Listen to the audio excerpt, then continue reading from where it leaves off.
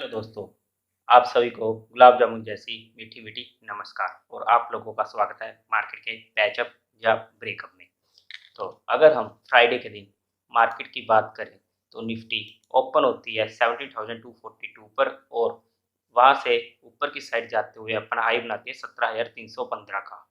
और फिर second half में नीचे की साइड पुल बैक आता है और जहाँ पर हमें काफ़ी प्रॉफिट बुकिंग भी देखने को मिलती है और निफ्टी लो बनाती है 17,149 का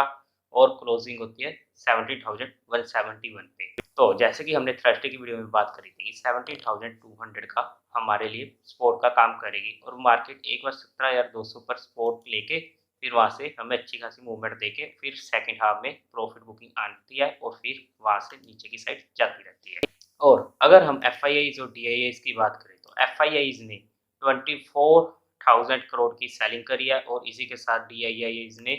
1600 करोड़ की बाइंग करी है। अगर अब हम निफ्टी के बारे में आगे के लिए देखें तो सबसे पहले तो आपको सर स्टॉक्स इन फोकस का है।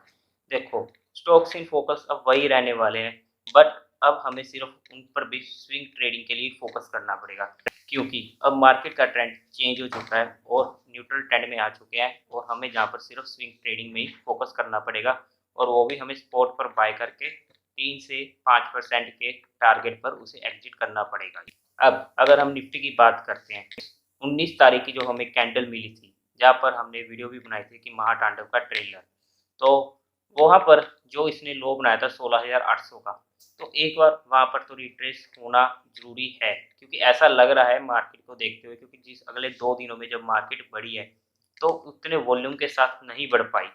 तो इसका मतलब कि शायद यहाँ से एक बार 16,800 से नीचे 16,500 तक मार्केट रीटेस्ट कर सकती है और अगर वहाँ पर रिट्रेसमेंट होती है, तो वहाँ पर हम स्विंग ट्रेडिंग के लिए फोकस में रखेंगे और स्टॉक्स वही होंगे जो हम लोगों ने आपके साथ पहले भी डिस्कस किए हैं और टेलीग्राम पर भी बार-बार अपडेटेड होते रहे हैं, क्योंकि वही अब इस नई रैली में हमारे लिए सबसे फंडामेंटली साउंड स्ट्रॉन्ग है, क्योंकि इस नई रैली में उन्होंने ही सबसे ज़्यादा बाउंस दिया है, तो हमें उन्हीं पर ज़्यादा फोकस रखना पड़ेगा और उन्हीं को as a swing trading use करना पड़ेगा।